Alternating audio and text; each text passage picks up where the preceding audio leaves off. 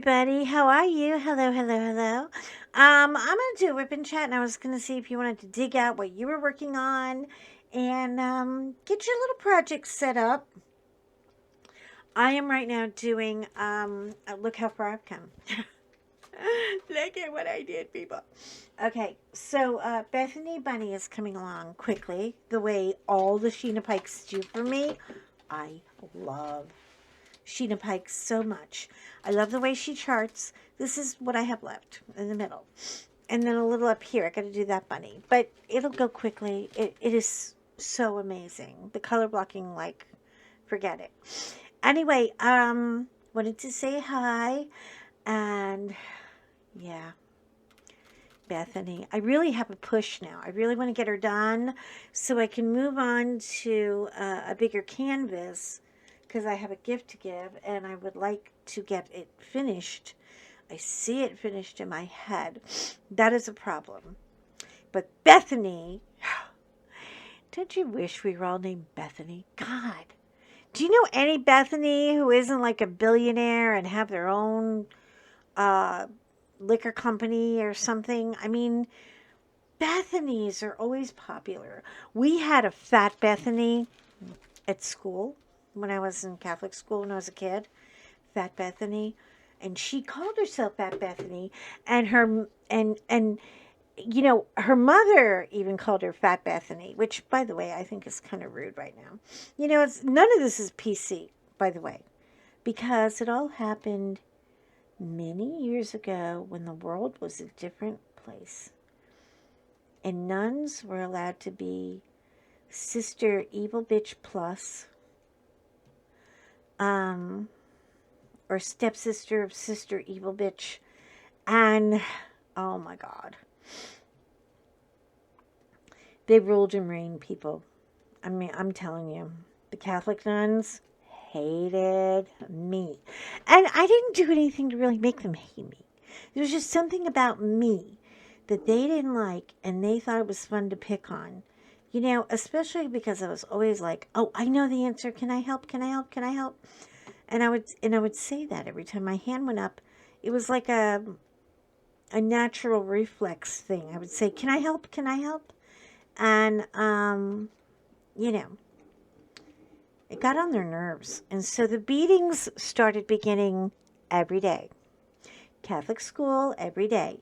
If you've been there, shout out. I know who you are, girl. We are survivors. Yeah. And I'm not talking about a little stick or a board. I'm talking about a big freaking piece of wood. Like, this lady could get permitted to use it for construction to build a house. And she was using it on my ass. I mean, really. I weighed 56 pounds, and the lady had a piece of wood that weighed 40. She would go to town, and I never saw anybody enjoy it as much as she did. She loved beating up on the kids, but me particular, I was like daily therapy for the lady or something. I don't know. I keep calling her a lady. She's a nun. She's a nun, and I'm not thinking she's like in the heavens right now, because if I were just taking a beating every day, that was just the surface of it, and no shame at all. She'd brag about it, and oh yeah, I've got that one bleeding for her mother. I it wasn't an accomplishment, okay? But Fat Bethany would come after me every day and beat me up after the nuns did on the way home. So I got used to taking beatings on a regular basis. Now, I didn't get beatings from people in the family, but just, the world. And you really can't go home and tell your mother why both of your eyes are blacked out like a raccoon, because she's got 5 other children to worry about. And, take a number, get in line, make an appointment. I mean, really, it was a different world. Anyway, Fat Bethany, I'll never forget. I don't know why this brought up Fat Bethany. What a weird memory. But Fat Bethany, the reason she was so fat is her mother thought and wanted her daughter, her beautiful little only child, you know, to be French. Okay? She loved all things French. She used to run around dressing like Bridget Bardot. She was constantly making Fat Bethany read all those little, those little Madeline books. And she would carry the Madeline books. And there's nothing funnier than a fat, roly-poly Bethany coming into school wearing a matching coat and her little yellow hat. Because, people would make fun of her and the boys would bark at her. And they barked at me too. They barked at me so much I thought I was a dog. To this day, when my dogs bark, I turn my head and pay attention. I'm like, what do you need? What do you need? But Fat Bethany always thought she was a little above us all because she didn't have any brothers or sisters. And we were all a rat pack. I mean, one of my friends had like 9 brothers and sisters. It was ridiculous the way these people would carry on. Anyway. Yeah, we're not going to use a condom in this house. This is an Irish Catholic house. Forget it. Well, the doctor said, I could be dead by morning if I catch another baby. Well, then the Lord will be meaning to take you. I'm like, oh my God, these men. They were so just bad drinking Catholic, cavemen. I mean, really. It was awful. Anyway, so I was getting my butt kicked one day, okay, and Fat Bethany used to love to come around and watch. She would always amuse sister, bitch and a half. Anyway, or bitch plus, or Sister Evil. We'll call her Sister Evil for fun, okay? I'm sure she's dead by now, but nevertheless, she might have living relatives, and they could put a contract on me at any minute, so I need to be careful telling these stories. Anyway, like I'm scared now. But I was. At the time, I was afraid, that was the boogeyman. The boogeyman was a nun, and she was mean. Ugh. And she would find ways to be mean to you, like in your head. Forget about your self-esteem or your feelings or your confidence. She was there to kill those. That was her job. Anyway, Fat Rebecca, or, Fat Bethany. I don't know who Rebecca's. Bethany would love to watch me get my butt kicked. And then she would come after me on the way home from school. And so I'd take a beating from her. But then I knew I had to stay alive. I got to where she could just beat me till I was bleeding and I wouldn't even care. Because all I had to do was get home and get to the TV, because that was my happy place. Because the moms were like, television, what a marvelous invention. You don't even have to be bothered with the children no more. You just plop them in there, and there they go. They'll be gone for hours. And so it was our babysitter and our nanny, and it taught me everything I needed to know about life. And I knew the one thing I had to do was live long enough to get home. Now, did I endure death threats? Every freaking day. Every damn day. There was a death threat.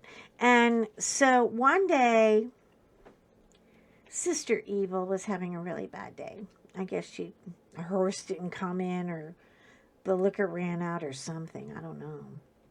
Not to mention she was probably high on some pretty high medications sometimes. She would actually fall over while she was hitting me. She'd run out of energy, And I'd be like, okay, are you finished? And I would never let her see me cry.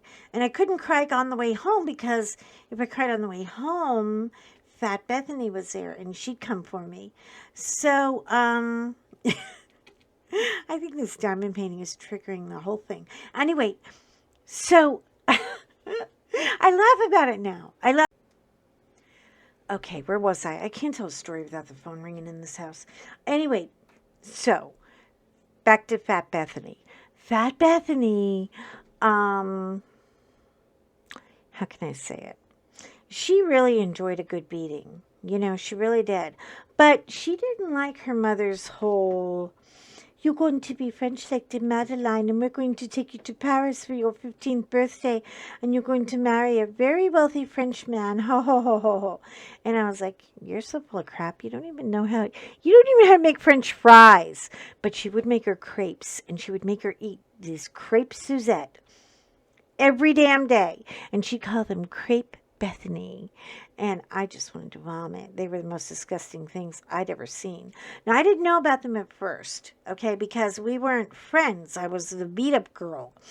And then one day, the nun was really getting ready to go in. And I thought, I better start praying to Jesus. I think I'm going to die today. I think she's going to kill me right now. I really did.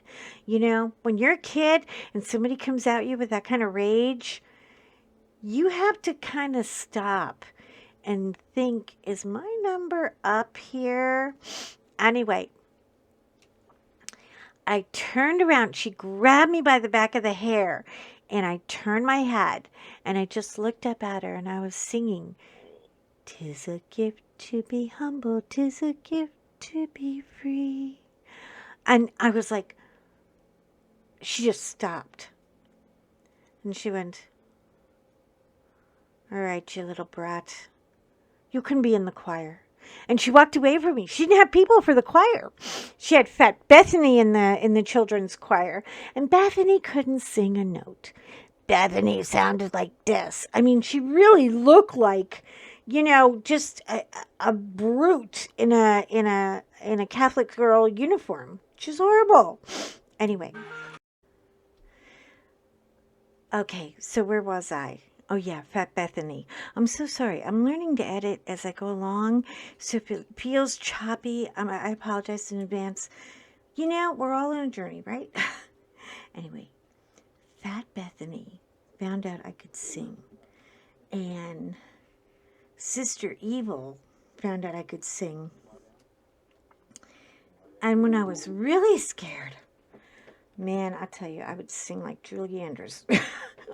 I pulled out every note I could find, And from that day on, Sister Evil didn't beat me with the side of a house anymore. And I became with friends, like actual friends with Fat Bethany, who probably is in an eating disorder clinic somewhere trying to figure out why everybody called her Fat Bethany for so long. But not my problem. Okay? The thing is, Bethany and I found a common flaw in each other, and I would go over to her house, and we'd watch her mother try to make crepe Suzette and and try to brag about the latest thing she got from France, which was usually like a tea towel or some kind of stupid notion that somebody else had. Her mother was a real fruit bag. Anyway, but Fat Bethany would come over to my house, and my mother always had a really good after school snack. Because she knew most of the time I was getting my ass kicked at school. I didn't eat at school anyway. So she knew I was always hungry for a reason. She never really mentioned it, but you could tell she always had that look in her eye. And Fat Bethany would come over, and she'd say, "No, go ahead, give half of yours to little Jody here, because I got to tell you, you're a bit chunky for a girl your age. You look like you've been eaten for 5 children. How many brothers and sisters have you got anyway?" And she would just say, "Oh, I don't have any. I'm an only child." And my mother would just shake her head and say, "Huh. Perhaps I should have had more or less. Anyway, go ahead and enjoy your after school tuna and crackers." And yeah, so this kind of brings up a little. She doesn't look like this. I don't know where the whole Bethany thing, I guess the name just broke a little thing. But anyway, that's the story of Fat Bethany.